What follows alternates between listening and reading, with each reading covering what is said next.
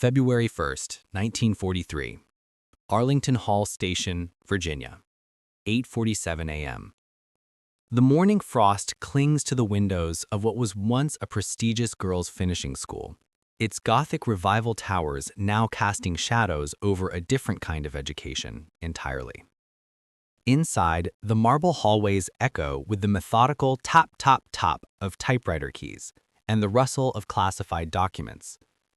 The air carries the scent of fresh coffee and cigarette smoke, mingling with the nervous energy of America's newest weapon against fascism, not bullets or bombs, but brilliance.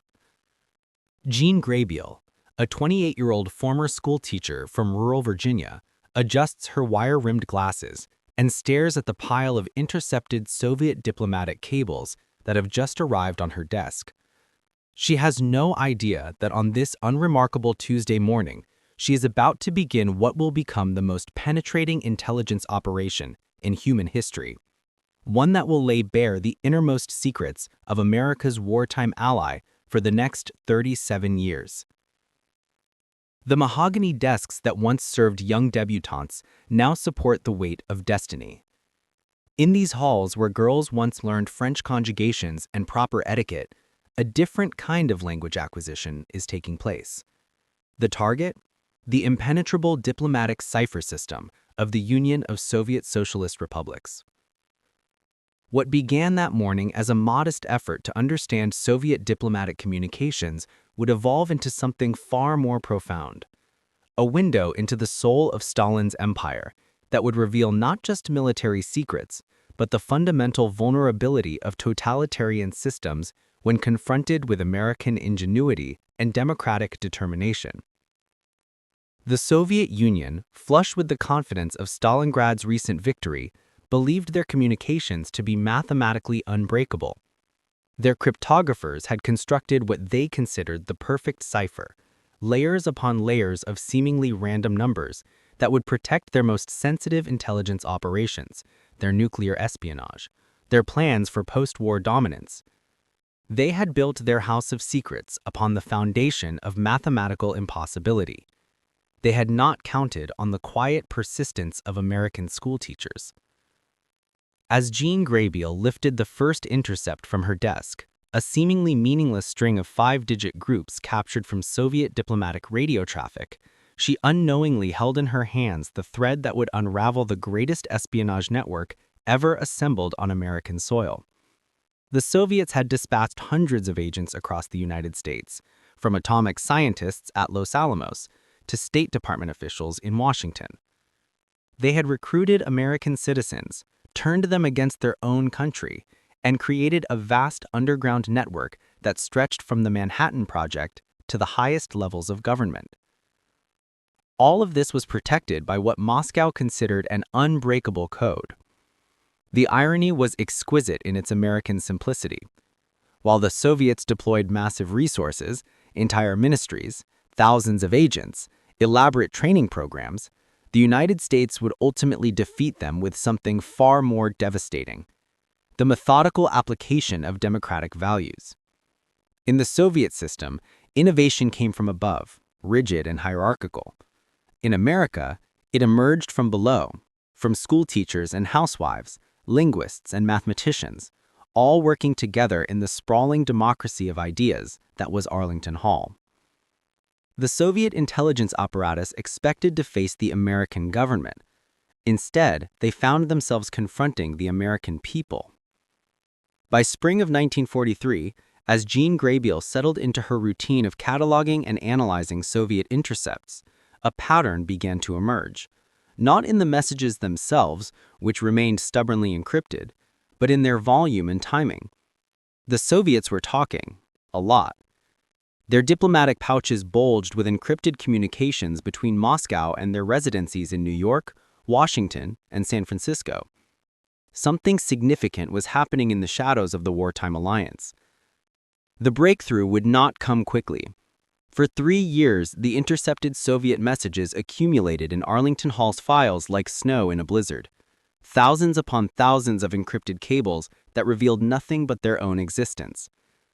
The American codebreakers tried every known technique, employed every mathematical approach, consulted with the finest minds in cryptography. The Soviet cipher remained insoluble. Then, in the summer of 1946, Meredith Gardner arrived at Arlington Hall. A quiet linguist from Texas with a doctorate in German philology, Gardner possessed something that would prove more valuable than all the mathematical sophistication in the world: infinite patience. While others had approached the Soviet messages like a puzzle to be solved quickly, Gardner treated them like an ancient manuscript to be studied across decades. Gardner's method was archaeological. He excavated meaning from the messages not through brilliant inspiration, but through the systematic accumulation of tiny victories. A recurring word here, a suspicious pattern there. The gradual recognition that some Soviet operators had made small but consistent errors in their encryption procedures. Where others saw randomness, Gardner began to perceive the faint outline of human fallibility. On December 20, 1946, Gardner experienced his first major breakthrough. Working late in his cramped office, surrounded by towers of yellowed intercepted messages, he suddenly realized he could read fragments of a Soviet cable from 1944. The message contained a list of scientists working on something called the Manhattan Project, America's secret atomic bomb program. The implications struck Gardner like lightning. The Soviets hadn't just known about America's most classified military project. They had been receiving regular updates from inside the program itself. Soviet intelligence had penetrated the heart of American national security, and they had been reporting their findings back to Moscow in messages that the Americans had been collecting for years. Gardner's hands trembled as he reached for his telephone. The quiet schoolteacher from Texas had just uncovered the greatest espionage operation in American history. Word of Gardner's discovery spread through Arlington Hall like electricity through copper wire. By early 1947, a full team had been assembled to exploit what they now called the Venona breakthrough, named after a town in New York that had been randomly selected from a map. The team included not just cryptographers and linguists, but FBI agents, military intelligence officers, and analysts from every major American security agency. What they discovered in the following months fundamentally altered America's understanding of its place in the world. The intercepted messages revealed that Soviet intelligence had recruited agents throughout American society. Nuclear physicists at Los Alamos were passing atomic secrets to Moscow. State Department officials were photographing classified documents and delivering them to Soviet handlers. Even the Treasury Department had been compromised, with American economic policy being shaped by agents working for Stalin. The scope of Soviet penetration was breathtaking in its audacity. They had not simply placed a few spies in sensitive positions, they had constructed an alternative nervous system running parallel to the official American government. Where American officials saw allies cooperating in the defeat of fascism, Soviet intelligence saw targets to be recruited and manipulated. But perhaps most shocking was the discovery that many of these American agents were not motivated by money or coercion. They were true believers. American citizens who had become convinced that Soviet communism represented humanity's future and that their own government was on the wrong side of history. They had betrayed their country not in spite of their idealism, but because of it. The Venona decryptions revealed intimate details of how Soviet intelligence operated on American soil. The messages contained instructions for dead drops in Central Park, coded communications about payment schedules, and detailed discussions of which American officials might be susceptible to recruitment. The Soviets had studied American democracy like an organism to be infected, identifying its vulnerabilities and exploiting them with surgical precision. Yet even as the Americans read these messages, uncovering spy ring after spy ring, the Soviets remained blissfully unaware that their supposedly unbreakable code had been compromised. Moscow continued to send detailed instructions to their American operatives, never suspecting that each message was being intercepted, decrypted, and filed in the growing archives at Arlington Hall. This asymmetry, American knowledge versus Soviet ignorance, created one of the most powerful intelligence advantages in history. The United States could observe Soviet espionage operations in real time, like watching a film while the actors remained unaware of the camera. FBI agents began following Soviet operatives through American cities, armed with precise knowledge of where they were going and whom they planned to meet. The psychological impact on American intelligence was profound. Officials who had viewed the Soviet Union as a trusted, if difficult, ally suddenly found themselves confronting evidence of systematic betrayal. The wartime rhetoric of cooperation and shared sacrifice collapsed under the weight of documented treachery. America began to understand that the Cold War had begun not after Germany's defeat, but during the height of the wartime alliance. By 1948, the Venona project had expanded into a massive operation, employing hundreds of analysts and generating thousands of pages of intelligence reports. The decrypted messages provided the foundation for a complete restructuring of American counterintelligence, leading to new security procedures, loyalty investigations, and surveillance programs that would define the early Cold War. Yet the greatest impact of Venona was not operational but psychological. The messages revealed the fundamental difference between American and Soviet approaches to intelligence. Where Soviet operations were characterized by rigid hierarchy and ideological conformity, American codebreaking succeeded through creative collaboration and intellectual freedom. The very qualities that Soviet agents sought to exploit, America's openness, its diversity of thought, its willingness to debate and question authority, proved to be the source of its intelligence superiority. The recurring symbol throughout this secret war was not a weapon or a flag, but something far more prosaic, the coffee cup. In the cafeteria at Arlington Hall, over countless cups of coffee during 18-hour shifts, American codebreakers shared insights and tested theories. The democratic process of idea sharing, so foreign to Soviet intelligence culture, became the engine of American cryptographic success. Where Soviet operations were characterized by rigid hierarchy and ideological conformity, American codebreaking succeeded through creative collaboration and intellectual freedom. The very qualities that Soviet agents sought to exploit, America's openness, its diversity of thought, its willingness to debate and question authority, proved to be the source of its intelligence superiority. The recurring symbol throughout this secret war was not a weapon or a flag, but something far more prosaic, the coffee cup. In the cafeteria at Arlington Hall, over countless cups of coffee during 18-hour shifts, American codebreakers shared insights and tested theories. The democratic process of idea sharing, so foreign to Soviet intelligence culture, became the engine of American cryptographic success.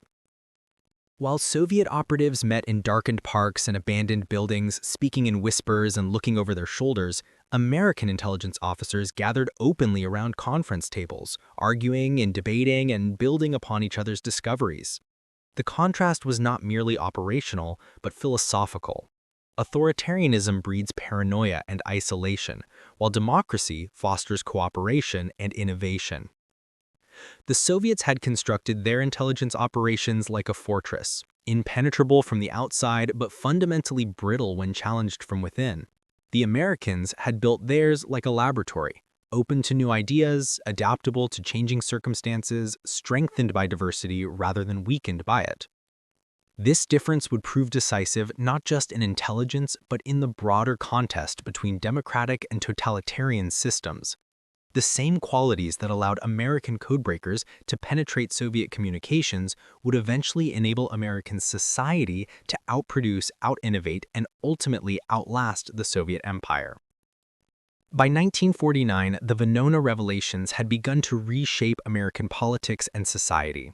The evidence of extensive Soviet espionage operations provided the foundation for congressional investigations, loyalty programs, and security clearance procedures that would define the domestic Cold War.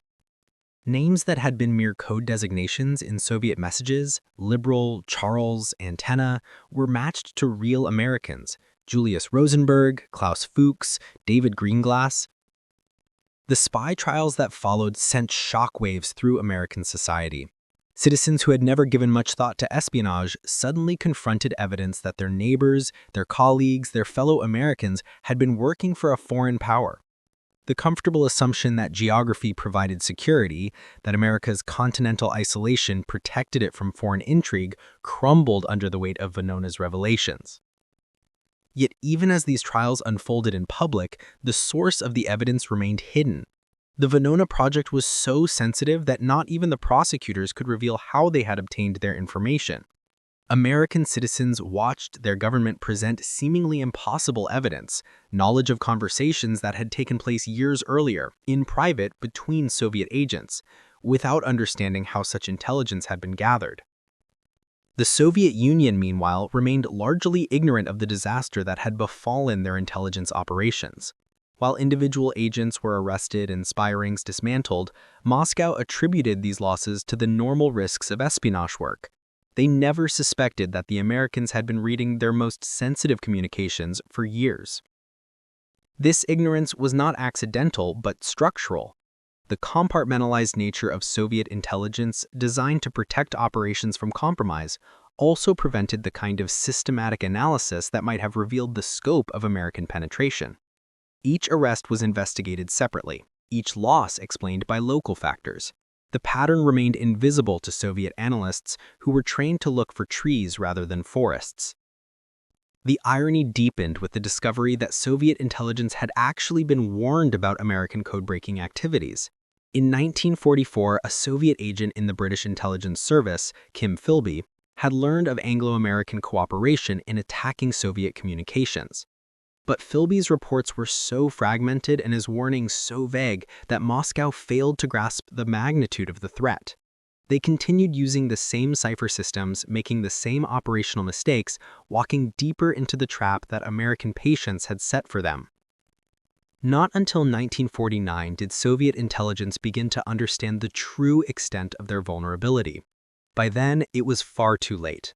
The Americans had collected thousands of Soviet messages, identified hundreds of agents, and mapped the entire structure of Soviet intelligence operations in the Western Hemisphere. The damage was irreversible. The Soviet response, when it finally came, was characteristically brutal and indiscriminate. Entire intelligence networks were liquidated, not just in America, but worldwide. Agents who had served loyally for decades were recalled to Moscow and shot. The paranoia that was always present in Stalin's regime now had a specific focus: the possibility that any Soviet operative might be compromised by American intelligence. This paranoia, in turn, paralyzed Soviet operations for years. New agents were recruited more slowly, existing operations were scaled back, and the flow of intelligence to Moscow slowed to a trickle. The very fear of American penetration became a greater obstacle to Soviet intelligence than actual American operations. By the early 1950s, the balance of intelligence had shifted decisively in America's favor. Where once Soviet agents moved freely through American society, gathering secrets and recruiting new operatives, now they operated under constant surveillance. Every meeting was potentially observed, every communication possibly intercepted, every new contact a potential FBI asset. This psychological transformation was complete. Soviet intelligence officers who had once viewed America as a target-rich environment now saw it as hostile territory where any misstep could prove fatal. The hunters had become the hunted. Yet the full scope of American penetration of Soviet communications remained hidden from public view. The Venona project continued in absolute secrecy, processing new intercepts and generating new intelligence. Only a handful of American officials knew that their government possessed what amounted to a window into the Soviet leadership's private conversations. This knowledge fundamentally altered American Cold War strategy. Policymakers could distinguish between Soviet bluster and genuine threats, between propaganda and actual intentions. When Stalin rattled his sabers, American leaders could read the private communications that revealed whether he was serious or merely posturing. The strategic advantage was immense. In negotiations, American diplomats knew in advance what positions the Soviets would take and what concessions they might accept. In military planning, American generals understood which Soviet capabilities were real and which were deceptions. In the global competition for influence, American policymakers could anticipate Soviet moves and counter them effectively. But perhaps most importantly, the Venona project provided American leaders with confidence. The early Cold War was a time of enormous uncertainty, when American policymakers struggled to understand Soviet intentions and capabilities. The ability to read Soviet communications transformed this uncertainty into strategic clarity. America could compete with confidence because it knew what it was competing against. The secrecy surrounding Venona lasted for decades. Not until 1995 were the first intercepts declassified and made public. For 50 years, one of the greatest intelligence triumphs in American history remained hidden from the American people. The codebreakers who had achieved this victory lived their entire careers and retired into obscurity without public recognition for their achievements. When the Venona documents were finally released, they transformed historical understanding of the early Cold War. Scholars who had debated Soviet intentions for decades suddenly had access to Soviet private communications. Questions that had puzzled historians for generations were answered by documents that revealed what Soviet leaders actually thought and planned. The releases also vindicated many of the controversial security measures of the early Cold War. Congressional investigations that had been dismissed as witch hunts were revealed to have been based on solid intelligence. Officials who had been accused of paranoia were shown to have understood the threat accurately. The American response to Soviet espionage, far from being hysterical overreaction, appeared measured and appropriate. Yet the Venona revelations also raised uncomfortable questions about American society and governance. How had Soviet intelligence been able to penetrate so deeply into American institutions? What vulnerabilities in democratic society had made such penetration possible? And how could Americans balance the need for security with the preservation of civil liberties? These questions would resonate through subsequent decades as America confronted new intelligence challenges. The Venona experience became a template for understanding how hostile intelligence services might exploit American openness, and how democratic societies might defend themselves without abandoning their fundamental values. The codebreakers of Arlington Hall had given America more than intelligence. They had provided a model for how democratic societies could compete with authoritarian regimes. The same qualities that made democracies seem vulnerable, their openness, their diversity, their willingness to question authority, could become sources of strength when properly channeled. The coffee cups that sustained those long nights at Arlington Hall had become symbols of something larger: the power of collaborative intelligence, the strength of voluntary cooperation, and the capacity of free societies to mobilize their greatest resource, the creativity and dedication of their citizens in defense of liberty. As the Cold War progressed and other intelligence challenges emerged, American policymakers would repeatedly return to the lessons of Venona. The patient accumulation of intelligence, the careful analysis of patterns, the willingness to invest in long-term capabilities rather than seeking immediate results, these became hallmarks of American intelligence practice. The Soviets, meanwhile, never fully recovered from the Venona disaster. The paranoia it generated within their intelligence services, the operational paralysis it produced, and the strategic confusion it created would plague Soviet operations for decades.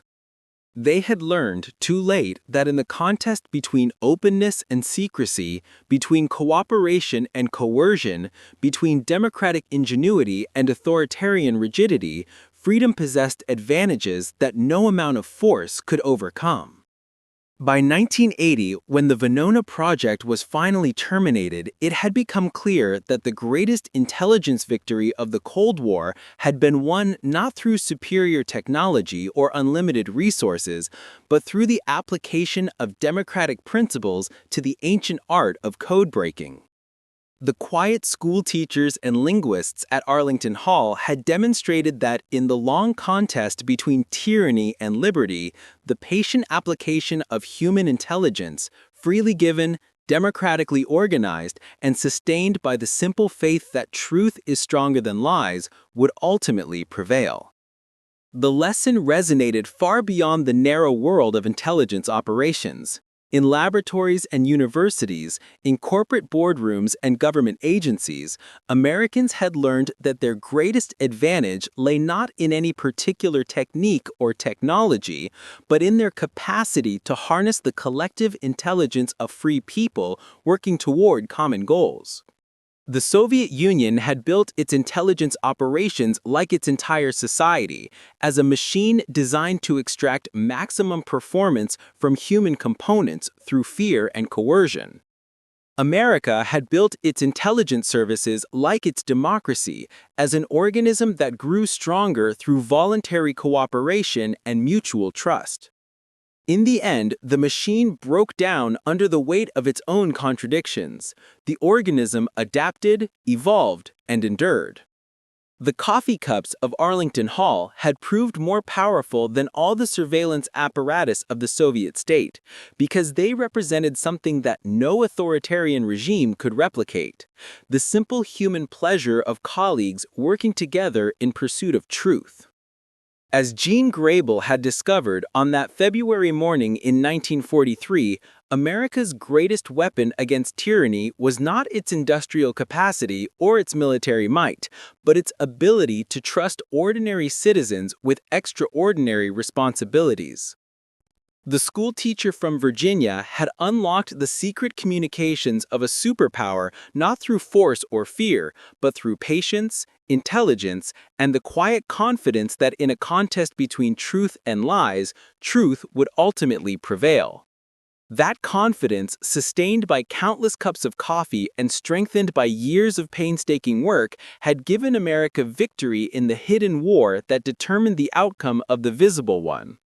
The Soviet Union never recovered from learning that their most carefully guarded secrets had been an open book to their enemies for 30 years, not because those enemies were more ruthless or more powerful, but because they were more free.